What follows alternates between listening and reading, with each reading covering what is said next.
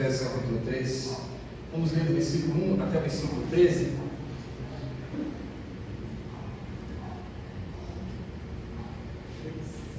Continuando nossas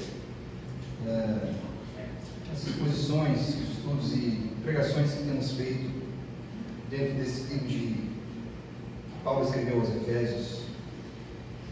Vamos hoje falar no capítulo 3. A partir do primeiro versículo, diz o seguinte: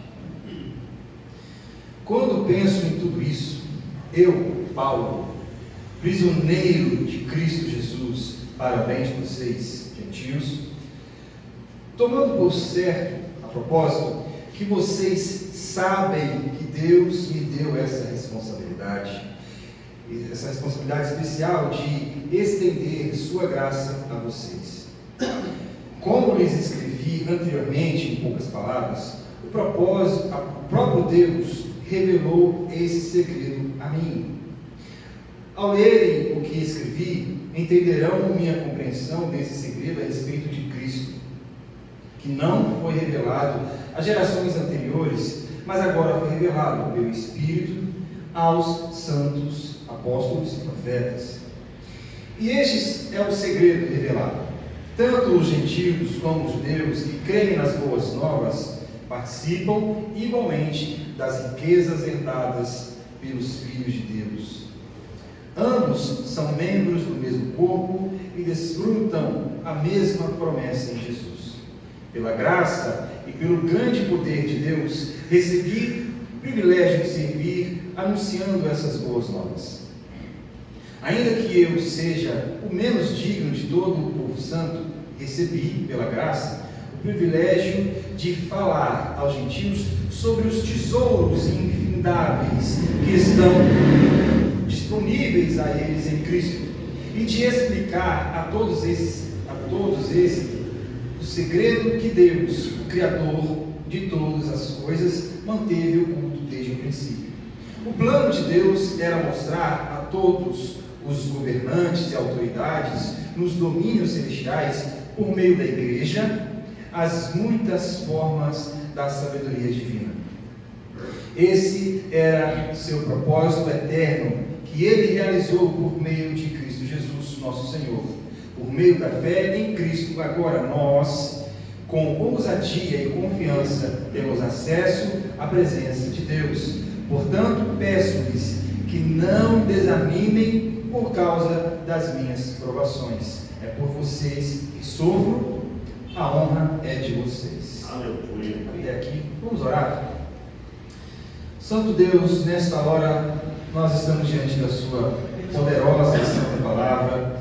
E Deus, eu quero pedir ao Senhor, rogar a Ti, clamando a Ti, ó Deus, para que o Senhor venha usar de misericórdia conosco nesta noite, derramando, Deus, a sua graça, despejando a sua graça sobre nossas vidas, fazendo-nos, ó Deus, crescer mais na sua graça e no seu conhecimento, mais no seu evangelho, que possamos sair daqui, Deus, mais entendidos, mais inteirados acerca deste mistério, desse segredo, dessa maravilhosa palavra, dessa luz que resplandece sobre as nossas vidas e que clareia, Senhor, a nossa caminhada. Ó Deus, faça-nos crescer, faça-nos, Deus, evoluir, não para o nosso próprio mérito, não para a nossa própria glória, mas que o Senhor seja glorificado e que o Teu reino cresça em nós e através de nós, para a glória de Cristo. Amém.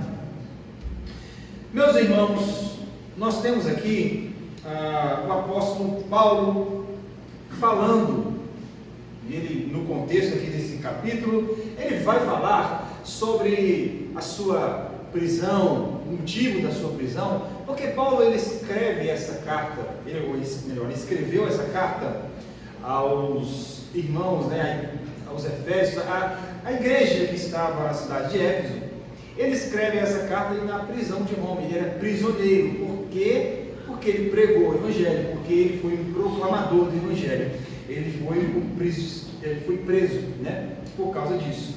Mas é lindo ver, nas palavras de Paulo, que ele não encontra desânimo diante das dificuldades. Bom, qualquer um, talvez, não tivesse realmente cheio do Espírito Santo de Deus, poderia desanimar. Às vezes nós, por talvez motivos poucos, por razões talvez rasas, a gente acaba desanimando em determinado momento da nossa vida. Ora, haja visto que às vezes, né, nós nos encontramos nos altos e baixos da nossa vida, mas Paulo termina esse trecho, esse trecho que a gente leu, né, no versículo 13, ele termina com um encorajamento, dizendo: olha, não olhe para as minhas aflições, não olhe para a minha prisão, não olhe para o meu sofrimento, mas que isso seja convertido em honra, em alegria, que isso seja convertido em louvor, para que vocês, ou seja, Paulo estava querendo com que, ao exemplo dele, os irmãos fossem fortalecidos.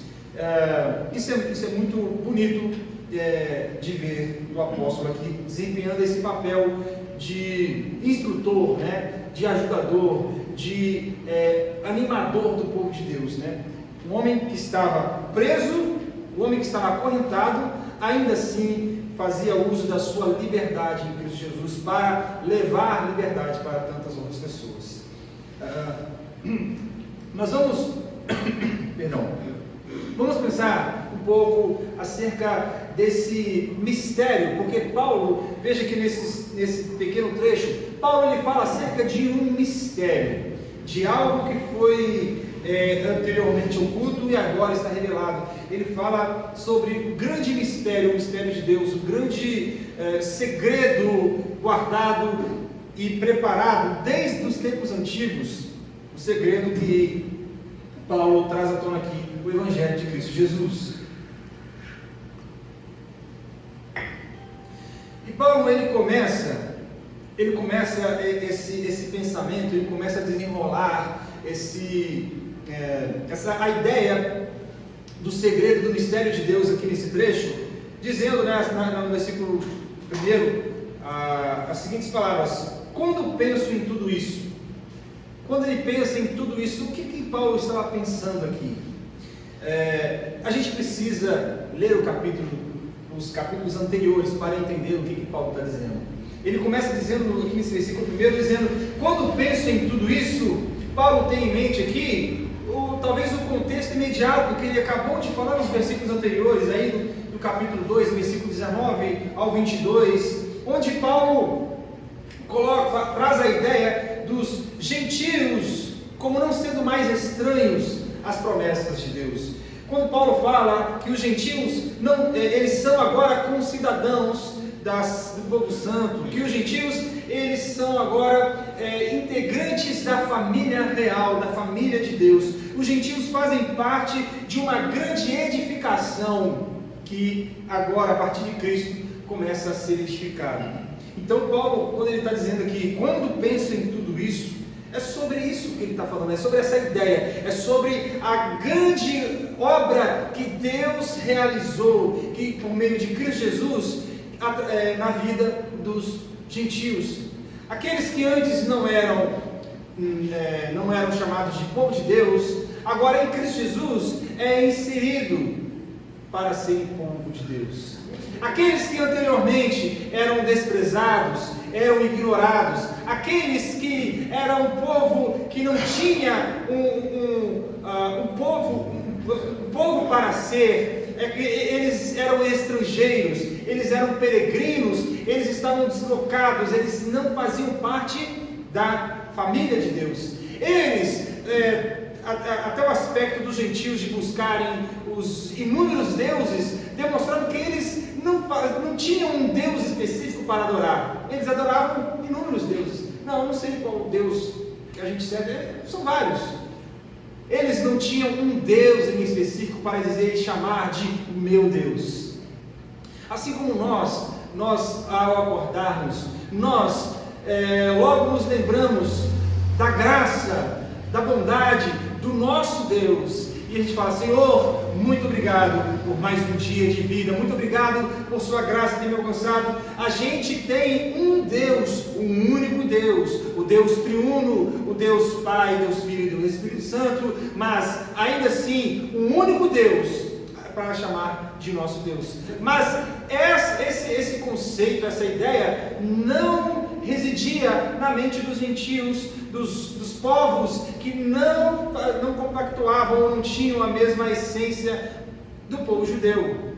Irmãos, no mundo romano, ali o Império Romano, dominou a Europa Oriental, que dominou o Ocidental também, a Europa de uma forma geral, que dominou o Império que anteriormente era o Império Persa, o Império Romano dominou o Império Persa, e a Macedônia, ali onde é hoje a Turquia, onde é hoje o Iraque, até o Império Romano se estendia até da Europa até a Índia. Ou seja, toda essa região era uma região de inúmeros deuses. O próprio Império Romano tinha uma variedade de deuses, mas dentro do Império Romano, dentro da província chamada Judéia, havia um povo que era o povo de um Deus só, de um Deus único. Então, o povo judeu se distinguia da humanidade, do resto da humanidade, nesse sentido, de que eles adoravam um único Deus. E agora, Paulo, ele traz a ideia de que, por meio de Cristo Jesus, os gentios, eles agora são parte desse povo que adora ao único Deus. Faz parte dessa família cujo Pai, único e somente o soberano, é o Pai que está nos céus. Então, assim, é nisso que Paulo pensa quando ele está dizendo, quando pensa em tudo isso, Paulo está pensando no que ele acabou de falar. No que ele acabou de falar sobre a inserção, sobre a entrada do povo gentil para o povo santo, a igreja de Deus. Irmãos, então dos versículos 1 ao 3, Paulo ele faz uma defesa, vamos dizer assim, uma defesa do seu ministério para legitimar o trabalho que ele fez e a pregação que ele vinha fazendo. Ele vai dizer nos seguintes termos: primeiro, ele era prisioneiro de Cristo. Ele está dizendo, eu, Paulo, prisioneiro de Cristo. Veja, na prática, a gente sabe, quem que não prendeu Paulo? Olha, ele foi pego na cilada pelos judeus, e foi acusado, mas ele falou, eu sou um cidadão romano, eu preciso ser julgado então em Roma. E aí ele fez isso para se livrar ali da morte imediata. E Paulo se tornou então um prisioneiro de Roma. Quem era o imperador na época era Nero. Então Paulo poderia falar assim, eu prisioneiro de Nero. Paulo poderia falar, eu prisioneiro do Império Romano, eu prisioneiro desses homens que nada entendem acerca das coisas de Deus. Isso é na prática, mas na verdade Paulo está dizendo, olha, se eu estou preso é porque Deus permite. Se estou preso é porque Deus, Ele assim quis que eu estivesse preso, para cumprir o propósito dele. E veja, a gente sabe que muitos soldados, muitos da legião dos soldados romanos, eles se converteram. Paulo foi usado por Deus para na prisão alcançar aqueles que estavam na prisão. Então Paulo acerta muito quando fala, olha, eu prisioneiro de Cristo. Paulo então ele começa aqui a fazer uma defesa. Ele está dizendo, olha, eu vou revelar para vocês um mistério. Eu vou dizer para vocês agora o mistério que antigamente era oculto aos olhos do povo de Deus. Mas vejam que eu, Paulo, prisioneiro de Cristo, é a primeira defesa que ele faz. A segunda é, eu, Paulo, prisioneiro para o benefício de vocês. Eu, Paulo, prisioneiro de Cristo Jesus para o bem de vocês, gentios. Ou seja, havia um propósito na prisão de Paulo. Paulo não estava preso à toa. Paulo não foi preso porque os judeus queriam Paulo preso. Paulo não foi preso porque ele estava apenas e meramente sendo perseguido. Paulo estava sendo preso para servir de exemplo para toda a igreja, de que mesmo em meio à dificuldade, mesmo em meio à prisão, mesmo em meio à reclusão, o cristão, ele está debaixo da soberania de Deus. Quando Paulo afirma, eu, Paulo, prisioneiro de Cristo, estou preso porque Deus quer. Irmãos, a gente precisa traduzir isso para nós hoje, porque às vezes nós reclamamos da nossa vida, reclamamos das coisas, nós espraguejamos e falamos, meu Deus, por que isso, por que aquilo? A gente precisa entender que tudo que acontece por vontade de Deus. Nada que acontece neste mundo acontece fora da vontade de Deus. Nada que acontece neste mundo pega Deus de surpresa, porque nós cremos e servimos e vemos na palavra de Deus que o nosso Deus, Ele é um Deus soberano. Tudo, absolutamente tudo que acontece está debaixo da vontade dEle. Irmãos, então Paulo ele faz essa defesa. Paulo fala que ele é prisioneiro da verdade. Veja o versículo 3. Como lhes escrevi anteriormente em poucas palavras, o próprio Deus revelou esse segredo a mim. Paulo diz que ele é prisioneiro por causa de uma missão. O versículo 2. Tomado por certo, a propósito, que vocês sabem que Deus me deu essa responsabilidade especial de estender a sua graça a vocês. Então Paulo, ele era prisioneiro debaixo de um propósito. Paulo, ele era prisioneiro para cumprir uma missão, para pregar e para demonstrar uma verdade. Irmãos, nós precisamos fazer de nossa vida um canal e um instrumento de Deus, para cumprir os propósitos de Deus. Irmãos, nós precisamos aprender a transformar as coisas ruins, talvez, que possam acontecer na nossa vida, e revertê-las e transformá-las para o benefício nosso, do nosso próximo, e o benefício da igreja, o crescimento da igreja. Nós precisamos aprender, em meio às lutas e dificuldades, a glorificar a Deus, a converter tudo para a glória de Deus. E Paulo passa então a falar nos versos 5, 4, versículo 6, versículo 9, ele fala sobre um mistério. Paulo fala acerca de um segredo que tem aqui um significado, não de algo oculto, não de algo que nunca foi dito anteriormente. A palavra, é porque a palavra no grego, a palavra mistério, no grego, o significado é diferente do mistério no português. Para a gente, mistério é aquilo que nunca antes foi dito. Mistério é aquele negócio que está assim, trancafiado, nunca viu, nunca ninguém ouviu. É mistério, a gente nunca ouviu falar disso. Mistério, está ali escondido, é um conhecimento oculto. Não, o mistério que Paulo pressupõe na palavra grega é algo que já foi revelado. É algo que talvez não esteja em evidência, não esteja sendo visto ou falado abertamente, mas é um mistério que já foi anteriormente dito. E a gente sabe, a vida de Jesus é esse mistério, o Evangelho, a palavra de Deus, a salvação, a graça, isso que foi anteriormente, foi pré-anunciado, foi anunciado previamente pelos apóstolos, pelos profetas. A gente fala do proto-evangelho lá de Gênesis 3:15, onde Deus fala daquele que teria o seu calcanhar ferido, mas que pisaria a cabeça da serpente, aquele que iria pisar e derrotar a obra de Satanás. Cristo Jesus é já o evangelho anunciado em Gênesis 3:15. Irmãos, quando Paulo fala então desse mistério, ele não está trazendo algo 100% novo, ele não está inventando ou criando a roda.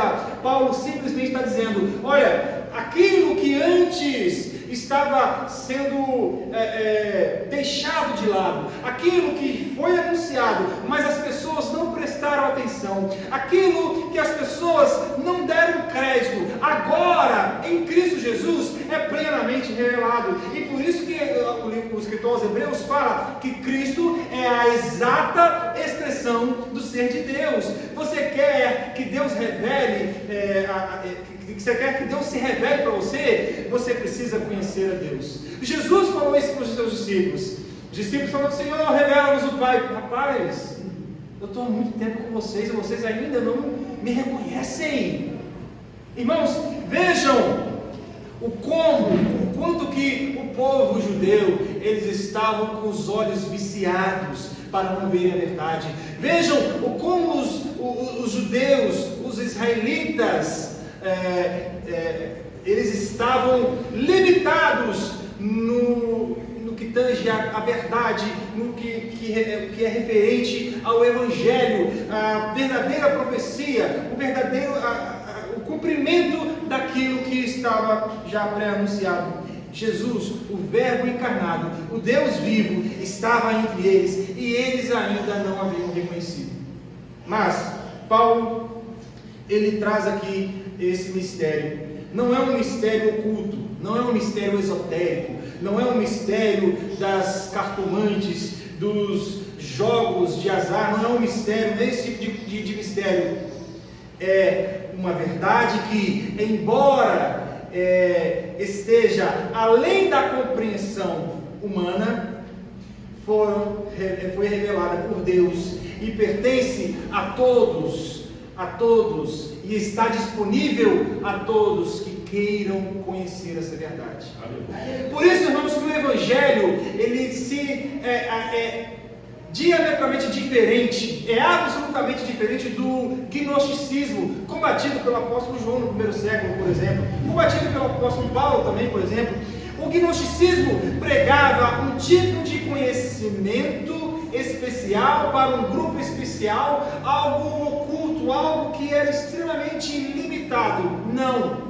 O Evangelho não se compara ao gnosticismo. O Evangelho é para todo aquele que crê. O Evangelho está disponível para todo aquele que queira conhecer. Você quer aprender o Evangelho? O Evangelho está disponível. O Evangelho não está trancado a 7 chaves. O Evangelho não é para um grupo seleto. O Evangelho não é para alguém especial, para um grupo, uma elite espiritual. Não. O Evangelho é para todo aquele que crê no Senhor Jesus. Aleluia. Você quer conhecer o Evangelho? Está aí a palavra de Deus. Nós temos a Bíblia muito bem compilada hoje, muito bonitinha. A gente tem Bíblias de diversas traduções, e no português as traduções que nós temos são excelentes traduções, Bíblias temáticas, Bíblias de estudo. O Evangelho está aí. A gente precisa simplesmente nos interessarmos e acessá-lo.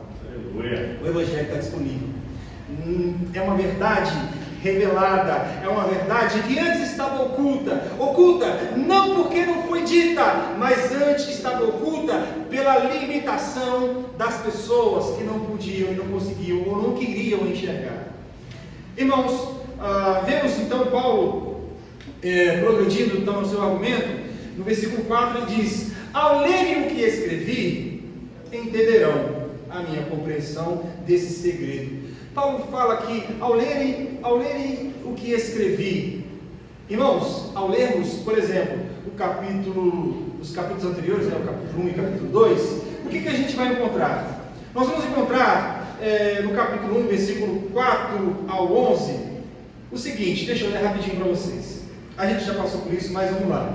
A partir do versículo 4, no capítulo 1, diz: mesmo antes de criar o mundo, Deus nos amou e nos escolheu em Cristo para sermos santos e sem culpa diante dele. Ele nos predestinou para si, para nos adotar como filhos por meio de Jesus Cristo, conforme o bom propósito da sua vontade. Deus assim o fez para o louvor da sua graça gloriosa, que Ele derramou sobre nós em seu Filho amado. Ele é tão rico em graça que comprou nossa liberdade com o sangue do seu Filho e perdoou os nossos pecados. Generosamente derramou a sua graça sobre nós e com ela toda a sabedoria e todo entendimento. Agora Deus nos revelou sua vontade secreta a respeito de Jesus, isto é, o cumprimento de seu bom propósito. O plano é este: no devido tempo Ele reunirá sobre a autoridade de Cristo tudo o que existe nos céus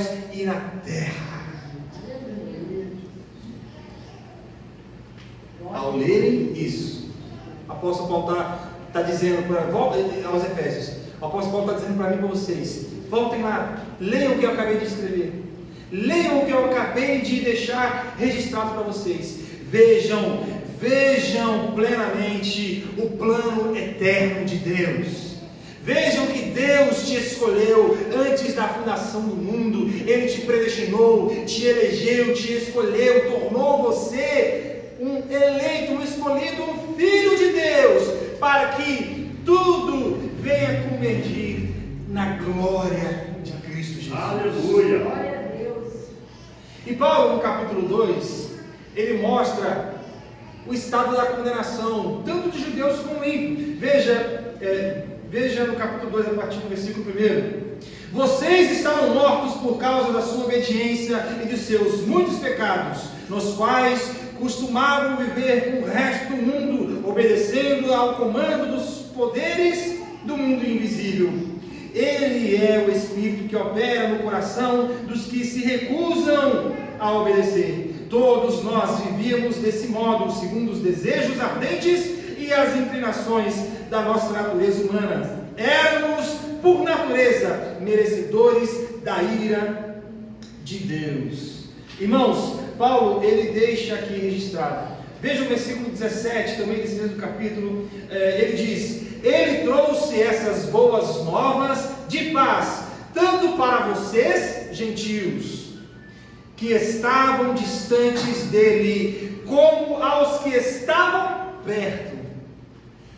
Então Paulo, ele está sendo muito democrático aqui. Ele está dizendo: ao lerem o que eu escrevi, vocês vão ver que tanto judeu como gentio necessitavam da graça de Cristo Jesus. Ao lerem, ao voltarem um pouquinho no que eu acabei de escrever, vocês vão perceber o plano eterno de Deus, que é a salvação por meio de Cristo Jesus. E vocês vão perceber que todos precisam, não são os judeus, porque são os judeus que são filhos de Abraão, que são herdeiros da promessa por causa do sangue, por causa da genealogia, da promessa hereditária. Não é isso. Eles não são salvos porque são apenas herdeiros de Abraão. Somos salvos todos aqueles que cremos em Jesus, seja gentil, seja judeu. Somente há salvação para os que creem em Jesus. Ao lerem isso, ao lerem o que eu escrevi, Paulo nos chama. Irmãos, então vejam que todo o pressuposto do apóstolo Paulo é partir de uma compreensão, é partir de entender formalmente, claramente, tudo o que o Evangelho ele nos propõe. No versículo 6, então, Paulo chega a revelar claramente, quase que em letras garrafais, o que é este segredo. Veja o versículo 6, ele diz: é este o segredo revelado. Tanto os gentios como os judeus que creem nas boas novas participam igualmente das riquezas herdadas pelos filhos de Deus. O que Paulo está dizendo é que existe uma promessa, existe uma herança, existe uma riqueza, existe aquele grandioso Pai que irá dar a cada um dos seus filhos a recompensa. Só que para receber essa recompensa precisa ter fé no Filho de Deus. Paulo, volto a dizer, Paulo ele é democrático aqui, ele está dizendo, não é porque é judeu que vai receber herança, não é porque ele é da tribo de Judá, da tribo de Levi, da tribo de Dan, não é porque nasceu em Israel que é que vai ser salvo. Para ser salvo, o segredo é esse, gente. Paulo está dizendo, o segredo é esse, tanto os gentios como os judeus, os dois povos, todos os seres humanos, independente da sua nacionalidade, independente da sua cultura, independente se nasceu em país A, B ou C, todos que creem nas boas novas participam igualmente. Isso aqui a gente precisa pegar, irmãos, de forma poderosa. Por quê? Às vezes a gente tem a impressão de que os gentios, né, a igreja, é tratado por Deus de uma maneira diferente do que os judeus. Mas veja claramente o que Paulo está dizendo. Tanto gentios como judeus que creem nas boas novas participam de maneira diferente? De maneira distinta? Não. Judeus e gentios sendo coparticipantes, sendo co-herdeiros, juntos, igualmente, sem distinção, Não é porque é judeu que vai ser privilegiado, não é porque é gentil que vai ser passado mãozinha na cabeça, coitado, nunca ouviu a lei, coitado, nunca. Não! Para ser salvo e para receber igualmente as riquezas herdadas pelos filhos de Deus, é necessário crer no Filho de Deus. Aleluia. Não tem como achar que eu vou ser salvo, porque veja, eu fiquei tantos anos indo na igreja. Meu pai era pastor, eu acompanhei meu pai, eu fui na igreja, eu sei tudo esse negócio de crente. Mas você crê no Filho de Deus? Você crê que Jesus, Ele é o único e suficiente para salvar a sua alma? Você crê que Jesus, Ele tem o poder de resgatá-lo das trevas? Não é a herança que você recebeu do seu pai e da sua mãe. Não é os anos que você ficou indo na igreja, talvez tocando instrumentos, talvez participando disso, daquilo, que você vai garantir a sua salvação.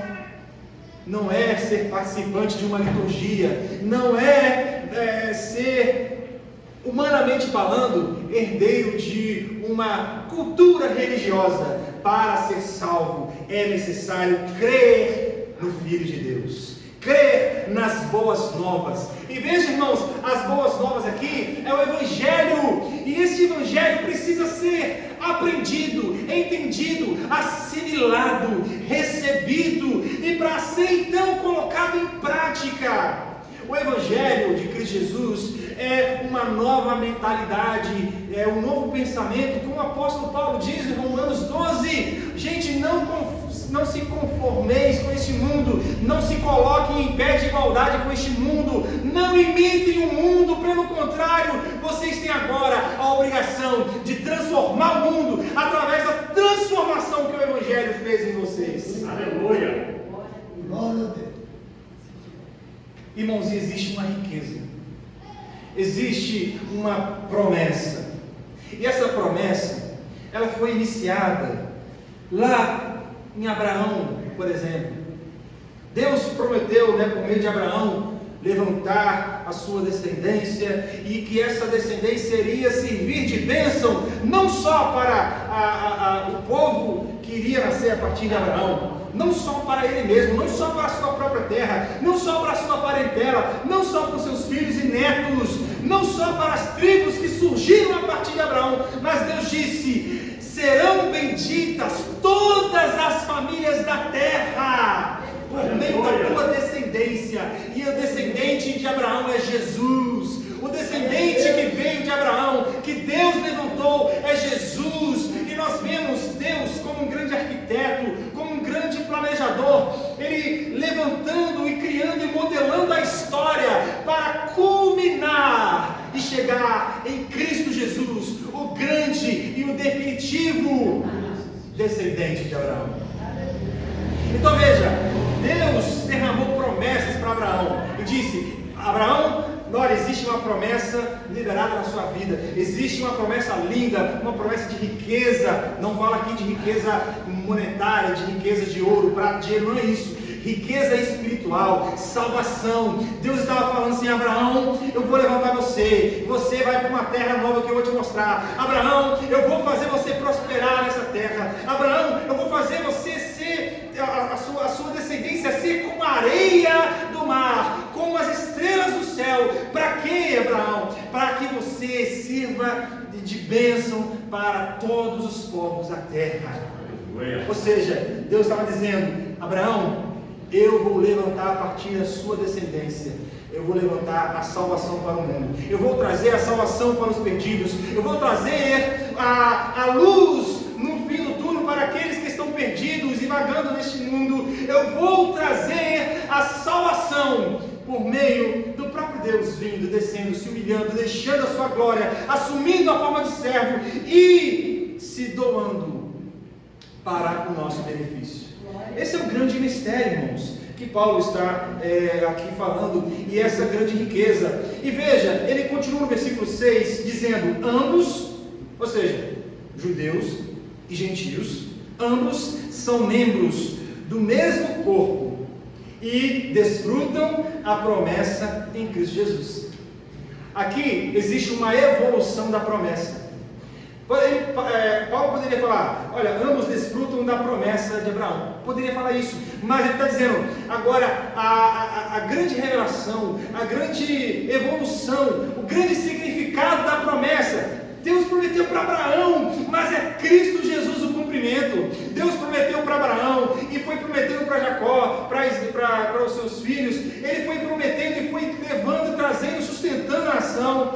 Sabe, irmãos, toda a história do povo de Israel, todos os milagres, todo o cuidado, todo o zelo que Deus teve com aquele povo, tudo isso não foi à toa. Foi para preservar um povo, que a partir desse povo iria nascer o Filho de Deus. Aleluia. Então, ambos são membros do mesmo corpo, desfrutam da mesma promessa. Quando você vai falar para judeu sobre promessa, ele vai entender a promessa de Abraão, a promessa davídica. Já os cristãos estão mais familiarizados com a questão do corpo. Aqui Paulo, ele une os dois conceitos, a promessa que tanto o povo judeu carrega como preciosa, e também a ideia de um corpo, ser participante, ser membro de um corpo, como uma ideia cristã. Irmãos, e ele diz no versículo 7, pela graça e pelo grande poder de Deus, eu recebi esse privilégio. Meus amados irmãos, Paulo, ainda em prisão, ele não perdeu o gosto, e não perdeu a graça, o desejo, a alegria de pregar o Evangelho. Jesus, ele, por meio do ministério de Paulo, frutificou, lhe trouxe um avivamento para o povo que antes era esquecido, o povo gentil. Esse era o segredo que estava ali, estava dito, estava falado. A promessa foi dada. Veja, Deus falou para Abraão, muito antes do povo de Israel, Deus falou para Abraão, muito antes dos profetas, Deus falou para Abraão que não seria bendita somente a nação de Israel, não seria bendito somente os descendentes de Israel, de Abraão, mas todas as famílias da terra. Aleluia. Deus quis, e por meio de Cristo Jesus trouxe a salvação para todas as famílias da terra. O próprio Jesus anunciou isso, em João 10,16, ele falou sobre as outras ovelhas que não estão no aprisco. Bota aí, por favor. Tem outras ovelhas que não estão nesse curral, ou nesse aprisco. Ele está dizendo que existem outras ovelhas, existem outros membros do corpo de Cristo, existem outros membros da igreja que não fazem parte desse aprisco, ou deste curral, ou desta nação de Israel. Devo trazê-las também, devo buscá-las também. O Evangelho é também para os gentios. Jesus, na sua grande comissão, em Mateus 28, ele diz: ide por toda a nação de Israel. Não, ele disse: ide por todo mundo. Fazei discípulos de todas as tribos e nações. Fazei discípulos de todos os povos, de toda criatura. Irmãos, só quando tudo isso ainda era um evento confuso aos olhos do povo, que estava cego por causa das circunstâncias, foi por causa disso que o povo judeu não enxergou a pregação do Evangelho anteriormente. Paulo fala que isso era o Evangelho, que era o mistério, o segredo que estava antes oculto, e que agora é dito claramente. Mas, como eu disse, não estava oculto por causa que não foi dito. Foi dito, mas foi oculto porque os homens não olharam, não viram. É como Paulo diz lá em 2 Coríntios 3. Ele fala, a partir do versículo 13. Vamos lá, 2 Coríntios 3, capítulo 13, capítulo 3, versículo 13 e 14. Ele diz: mas a mente do povo estava endurecida, e até hoje, toda vez que a antiga aliança é lida, o mesmo véu lhes cobre a mente. E esse véu só pode ser removido em Cristo Jesus. Até hoje, quando eles leem os escritos de Moisés, seu coração está coberto por este véu. É por isso que o povo de Israel não entendeu quando os profetas anunciaram que Jesus, quando, por exemplo, Isaías falou, as palavras que está lá no capítulo 53, do menino que viria, do menino que nasceria, quando o profeta Isaías falou do homem de dores, eles não entenderam que Jesus é o cumprimento dessas coisas. Por quê? Porque a lei era como se fosse um véu que tapava a visão, que não permitia que este povo entendesse. Mas é porque é pela graça. É pela graça que nós podemos ter o privilégio de entender esse mistério. Irmãos, é uma obra do Espírito Santo. É uma obra do Espírito Santo de Deus em nossas vidas, que o Espírito Santo derruba a muralha que está diante dos nossos olhos. O Espírito Santo, ele tira o tapete, o véu, a cortina que limitava, que limita a visão daquele que não crê em Jesus, mas por meio da pregação do Evangelho, e por meio da oração do povo de Deus, e por meio da ação do Espírito Santo de Deus, não existe muralha que fique de pé, não existe cortina que tape a visão, porque é Deus quem abre os olhos para que vejam, é Deus que mostra o caminho para que eles possam andar. Mas como? Está aqui, por meio da pregação do Evangelho. Irmãos, por isso que nós devemos dar uma ênfase assim fundamental na pregação do Evangelho. Por isso que nós devemos fazer da nossa vida um palco de transmissão do Evangelho, para que o Espírito Santo de Deus venha usar a nossa vida para levar salvação para aqueles que estão ainda na escuridão. E no versículo 8 em diante, Paulo começa então falando sobre os tesouros infindáveis. Ainda que eu seja o menos digno de todo o povo santo, recebi pela graça o privilégio de falar aos gentios sobre os tesouros infindáveis que estão disponíveis a eles em Cristo. Percebe que Paulo está dizendo sobre um privilégio muito grande, que Paulo está falando sobre algo que nós nunca teríamos condição de acessar, mas que por meio da graça, um tesouro infindável, isto é, um tesouro que nunca vai acabar. Irmãos, por isso que Jesus disse: não busquem, pessoal, não busquem ajuntar tesouros nessa terra, antes amontem para si tesouros nos céus, porque lá a ferrugem não vai correr, a traça não vai acabar. Irmãos, o nosso verdadeiro tesouro não está nesta terra, o nosso verdadeiro tesouro está junto com Cristo Jesus nas regiões celestiais. Aleluia. Aqui os tesouros infindáveis que estão disponíveis, a gente pode traduzir em alguns tópicos. Por exemplo, a morte para o pecado, e a ressurreição do crente para a vida plena e vida eterna, a libertação da escravidão do pecado, a participação das heranças nas regiões celestiais, a reconciliação e a paz que nós temos com Deus. Você quer tesouro maior do que esse? Você quer uma riqueza maior do que essa, do que a paz com Deus que o Evangelho te proporciona?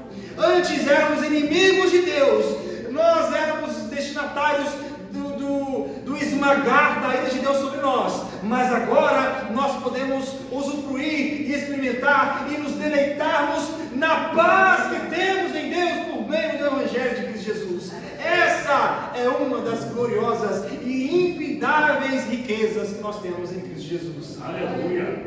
Ser participante da família de Deus, como Paulo já falou, ser concidadão do céu, receber vida eterna ao lado de Cristo Jesus e viver no novo céu e nova terra. Irmãos, são as riquezas que estão preparadas para nós.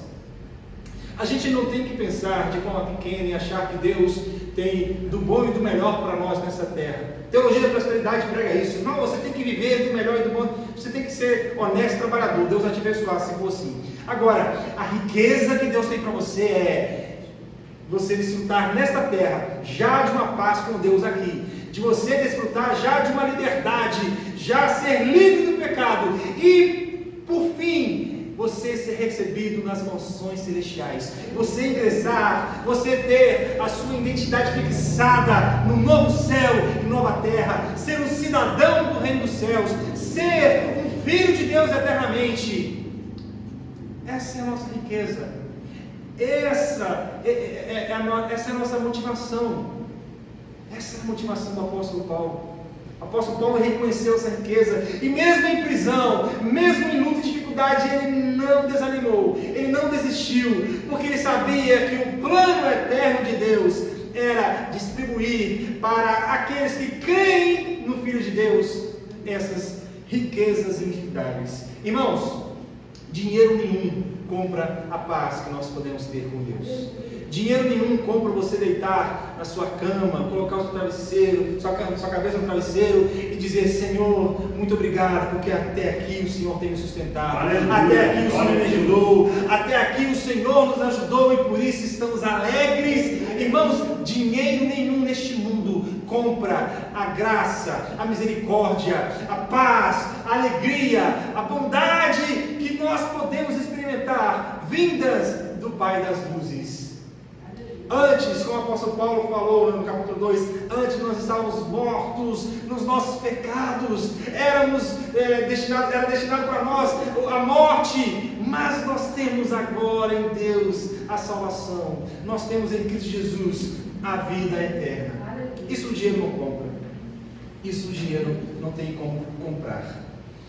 E no versículo 10 ele fala o plano de Deus. O plano de Deus é mostrar para os reinos humanos e para os reinos celestes a sua múltipla sabedoria. Deus, ele não é Deus de um povo só. Deus, ele não é Deus de uma nação só. Deus, ele é Deus de uma igreja multirracial, de uma igreja multicultural. Deus, ele é Deus dos judeus, mas também ele é Deus dos gentios. Deus, ele é Deus dos brasileiros, mas também ele é Deus dos africanos, dos asiáticos, dos americanos, dos europeus. Deus, ele é Deus de multinações. A glória da igreja está traduzida nisso, que nós não somos agora um povo monocrático, um povo com uma cultura ou com uma identidade apenas. Nós podemos experimentar várias realidades dentro de uma mesma igreja. Pessoas de realidades diferentes, de pensamentos diferentes, mas ainda assim convivendo debaixo de um objetivo comum, convivendo e caminhando debaixo de um mesmo propósito. Você tem a sua cultura, você tem as suas ideias, você tem o seu tipo de ensinamento, mas nós compartilhamos uma só fé, uma só palavra e adoramos um só Deus. Essa é a glória, essa é a graça da igreja. Veja, como que isso poderia dar certo? Como é que poderíamos imaginar que reunir no mesmo lugar um monte de gente que pensa diferente, mas ainda assim andando no mesmo propósito? Irmãos, se você for assistir, tiver paciência de assistir uma sessão da Câmara, né, de Brasília, você vai ficar abismado, louco com aquele negócio. São 503 deputados pensando diferente e quase se matam lá dentro. Uns anos atrás, há uns anos atrás aí, teve até morte no Congresso, não sei se vocês souberam disso. Um deputado lá puxou a arma e matou um outro deputado lá dentro. Irmãos, porque aquilo é um lugar assim, é uma loucura isso. Pessoas que são diferentes, que são divergentes em tudo, mas não conseguem encontrar um ponto em comum. É porque é uma instituição humana. Mas a igreja não é assim. A igreja é uma instituição divina, onde tinha tudo para dar errado, mas tem tudo para dar certo, porque é Deus quem nos sustenta.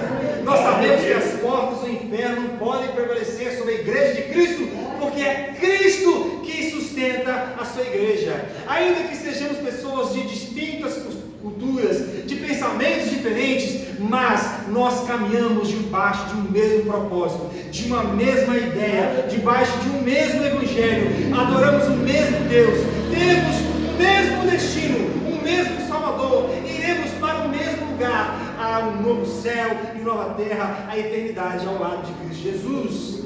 E é isso que nos define. É o que Paulo fala, o plano, versículo 10, o plano de Deus era mostrar a todos os governos e autoridades nos domínios celestiais por meio da igreja, ou seja, a igreja serve de exemplo para os governos da terra e para os governos dos céus. A igreja é o grande mistério que Deus levantou nessa terra para servir de exemplo e traduzir glória para Deus. A igreja, por meio da igreja, as muitas formas da sabedoria divina. Como é que o cosmos, como é que as autoridades, os anjos, os seres angelicais e os seres terrenos, humanos, eles podem encontrar a sabedoria de Deus por meio da igreja? Como eu falei, um monte de pessoas, muitas pessoas pensando diferente, mas com um objetivo comum. A igreja tem o objetivo de apontar para Cristo, a igreja tem o objetivo de apontar para Deus. O nosso objetivo é abrir mão das nossas diferenças e caminharmos em comum atrás do mesmo objetivo, que é adorar o nosso Deus. Aleluia. Isso, irmãos, reverte glória para Cristo. Isso reverte glória para Deus. Nós, enquanto igreja, devemos servir de exemplo para que as autoridades, para que os ímpios, para que os governos que não dão certo, que se dividem entre esquerda e direita, para as filosofias que são diversas, os pensamentos mais distintos neste mundo, as coisas que não dão certo, eles precisam entender que quando nós estamos debaixo da direção de um único Deus, sim, a diversidade dá certo. Dá certo. A igreja reflete as muitas formas de sabedoria de Deus. As muitas formas de sabedoria de Deus. Então, para finalizar, eu quero concluir dizendo que nós devemos embarcar neste propósito. Nós devemos estar plenamente inseridos nesse propósito. Propósito sempre, objetivo claro de traduzir, de levar, de dar glória a Deus, fazer com que o nome de Deus seja glorificado na nossa vida. E nós devemos prezar para que a igreja seja essa igreja sim, multicultural, multirracial, uma igreja que ela tem várias pessoas de vários tons de pele, de várias classes sociais, ricos, pobres, não importa, o que importa é que nós servimos ao mesmo Deus e devemos embarcar nesse propósito. A igreja deve caminhar nesse propósito, que é um propósito eterno, por meio do aprofundamento deste mistério revelado. Quando nós nos aprofundamos nesse mistério, quando nós nos propomos a viver este mistério, veja qual é o mistério em que tanto judeus como gentios que creem nas boas novas participam igualmente das riquezas de Deus. Então, nós, quando caminhamos para nos aprofundar neste mistério, nós vivemos plenamente o que é vida de igreja.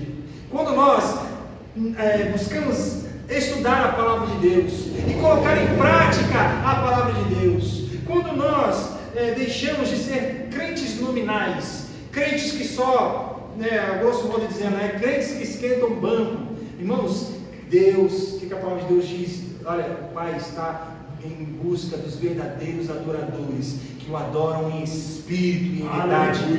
Os verdadeiros adoradores que o adoram em espírito e em verdade, isto é, aqueles que têm sede e fome de Deus, aqueles que buscam na palavra e no evangelho, nas boas novas, viver verdadeiramente a vontade de Deus, é dizer: Senhor, eu abro mão, portanto, da minha vontade, e agora eu ingresso nesse propósito, agora eu vou me inserir neste corpo, nesta igreja, eu vou fazer parte deste ideal, que não é meu, mas é do Senhor, para o benefício da igreja como comunidade, mas para que seja tradução da glória de Deus, para que as pessoas no mundo vejam que Deus é o Deus da igreja, que Deus é glorificado por meio da sua igreja, que Deus Ele é ensinado e propagado neste mundo por meio da sua igreja, e que os anjos possam contemplar que a igreja vive nesse propósito de pregar a palavra de Deus. Mas para isso nós precisamos nos aprofundar. Precisamos deixar de ser crentes rasos para sermos crentes experimentados na palavra de Deus. Paulo fala isso, né? Paulo fala para Timóteo para ser crente experimentado, crente bem inteirado, crente cheio da graça, mas também cheio do conhecimento. E o segundo ponto, irmãos, é nós podemos agora ter confiança ao acessarmos a presença de Deus. Podemos ter um relacionamento profundo com Deus. Este mistério que foi revelado abre para nós a porta do relacionamento. Esse mistério que foi revelado por meio de Cristo Jesus abre para nós as janelas dos céus. Rasgou-se o véu de cima a baixo. Para quê? Para que eu e você tivéssemos acesso a Deus, para que com confiança pudéssemos entrar na sala do trono e adorar o Santo dos Santos e dizer: Senhor, Tu és o meu Salvador, Tu és o meu resgatador, é por Ti que eu vivo e é a Ti que eu sirvo para toda a minha vida. Irmãos, nós temos que ter confiança. Não podemos ser o tipo de crente que tem um medo, olha, eu não estou muito bem não vou na igreja não, porque se eu for na igreja, olha, eu vou estar pecando contra Deus, porque, irmãos, nós fomos chamados para entrarmos com confiança na presença de Deus. Isso é, aqui na igreja, mas também muito mais na nossa vida diária, vivendo diariamente na presença de Deus, sabendo que Deus está contigo e que você precisa ser um representante de Deus nessa terra. E por último, devemos ser encorajados pelo conhecimento deste mistério. Veja o que Paulo fala no versículo 12 e no versículo 13. Por meio da fé em Cristo, agora nós, com ousadia e confiança, temos acesso à presença de Deus. Ou seja, você tem que ser confiante. Você foi resgatado, você foi salvo. Deus não é o Deus da possibilidade. Olha, Deus ele tem a possibilidade de te salvar. Olha, possivelmente Deus pode te salvar. Não. Com toda certeza absoluta, se eu creio no Filho de Deus, eu sou salvo. Deus salva-nos por meio da fé em Cristo Jesus. Isso é confiança, isso é certeza, isso é você não duvidar. É fé no Filho de Deus. E Paulo fala no versículo 13 para finalizar: portanto, peço-lhes, é um pedido final de Paulo, peço-lhes que não desanimem. Meus irmãos, nós devemos mutuamente sermos encorajados pelo conhecimento, pelo Evangelho. Precisamos ser encorajados pelo ensinamento bíblico na escola dominical. Precisamos ser encorajados pelo culto de estudo na quarta-feira. Precisamos ser encorajados pela pregação do Evangelho. Você é um canal de Deus para levar confiança, transmitir confiança e levar encorajamento para um irmão que talvez esteja com dificuldades. Porque da mesma maneira, quando você estiver em dificuldades, Deus com certeza levantará alguém para te encorajar. Aleluia. Então Paulo está dizendo: não desanime, não desista. Porque Paulo está dizendo: talvez vocês, vendo que eu estou preso, vocês agora vão desanimar. Não desanimem. Não desanimem. Portanto, peço-lhes, não desanimem por causa das minhas provações, por causa da minha prisão. É por vocês que sofro. A honra é de vocês. Irmãos, nos alegremos em Deus. No meio da dificuldade, nos alegremos em Deus. No meio das da bonância, no meio da fartura, sejamos gratos a Deus, mas sejamos fiéis a Deus no tempo da aflição. Sejamos corajosos, que possamos ter coragem de não desanimar diante dos dias maus. Irmãos, isso é encarar com zelo o Evangelho de Cristo Jesus. Esse é um mistério. Que mistério glorioso, que mistério bendito, que mistério que antes estava oculto, não porque nunca foi anunciado. Sim, os profetas falaram, os homens de Deus falaram, a história que Deus contou por meio do povo de Israel, falou que viria Jesus e Jesus veio. Agora esse mistério, ele não foi visto anteriormente por causa da limitação do povo. Mas meus irmãos, hoje não existe mais essa limitação. E se porventura existe, talvez você esteja com dificuldades de progredir na vida com Deus, talvez você esteja com dificuldades de avançar na caminhada na vida com Deus.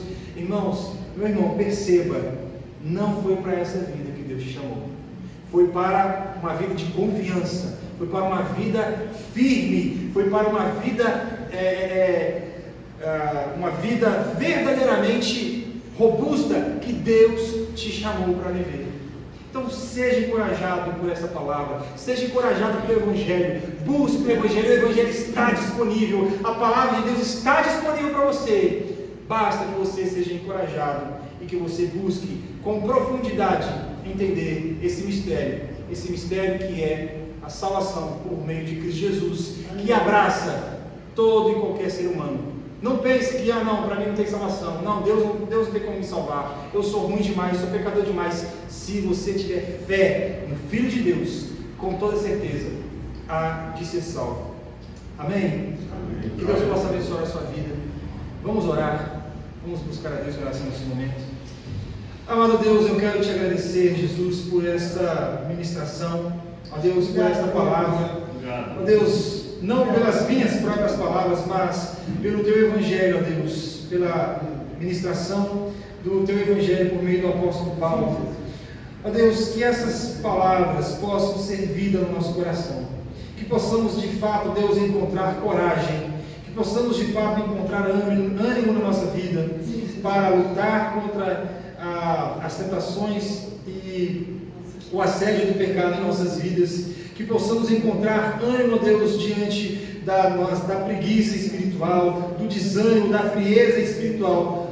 Ó Deus, eu te peço que este mistério, Deus, que talvez ainda não foi revelado para alguns, ou que talvez, se porventura estiver alguém aqui que não conheceu ou não se aprofundou neste Evangelho, ó Deus, que as escamas dos olhos possam cair, e que o brilho do Evangelho, que a luz, que o sol da justiça venha raiar no coração, não só deste, mas de todos nós, ó Deus, que também diariamente precisamos nos aprofundar na sua santa e poderosa Escritura. Ó Deus, que este mistério que agora é revelado para nós possa de fato, e é de fato, a nossa vida, que venha nos fazer crescer na graça e nesse conhecimento, que possamos crescer, Deus, portanto, de fé em fé, ó Deus, de glória em glória, para não a nossa glória, mas para a glória do Filho de Deus, para a glória de Deus Pai, que o nome de Jesus Cristo seja elevado na mais altura, que nós possamos glorificar o seu nome, ó Deus, por meio da manifestação deste Evangelho, que transforma, que modifica, que tira o velho homem e planta em nós a mente de Cristo, coloca no nosso coração um novo preceito, um novo entendimento, uma nova metodologia, uma nova cultura, ó Deus, que a cultura dos céus caia sobre a nossa vida, e que nós aqui enquanto igreja, nessa congregação, possamos crescer e possamos servir de exemplo para que o nome de Cristo seja glorificado. Assim eu oro, assim eu te peço, ó Deus, crendo que o Senhor ouve a nossa oração e crendo que a palavra do Senhor jamais volta vazia. Assim eu oro, Deus, em nome de Jesus. Amém.